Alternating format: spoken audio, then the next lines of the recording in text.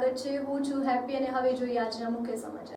અરવલ્લી જિલ્લાના મેઘરજ તાલુકાના રેલવડા ગામે રામદેવ આશ્રમ પાસે બાઇક અને મારુતિ કાર વચ્ચે અકસ્માત સર્જાતા એક વૃદ્ધ મહિલા ઇજાગ્રસ્ત બન્યા છે। અકસ્માત બાદ સ્થાનિકોમાં માર્ગ સલામતીને લઈને ચિંતા વ્યાપી છે અને ચોકડી ઉપર સ્પીડ બ્રેકર તથા ટ્રાફિકની વ્યવસ્થાની માંગ ઉઠી છે।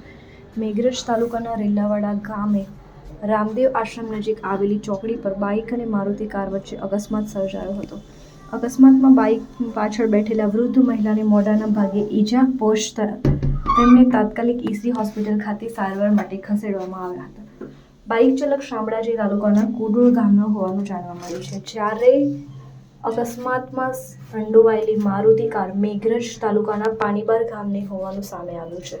સ્થાનિક ગ્રામજનોએ જણાવ્યું હતું કે રામદેવ આશ્રમ પાસે આવેલી ચોકડી પર વાહનો અવરજવર વધુ હોવાથી વારંવાર અકસ્માતની સ્થિતિ સર્જાય છે। ગ્રામજનોએ અહીં સ્પીડ બ્રેકર બનાવવાની તેમજ ટ્રાફિક નિયંત્રણ માટે પોલીસ અથવા હોમગાર્ડની ફરજ મૂકવાની માંગ કરી છે।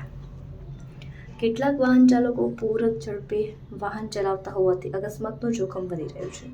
તેમણે ટ્રાફિક નિયમોનું ઉલ્લંઘન કરનારાઓ સામે કડક કાયદેસરની કાર્યવાહી કરવાની પણ માંગ કરી છે। રિપોર્ટર નરેશ ખરાડી, મેઘરજ।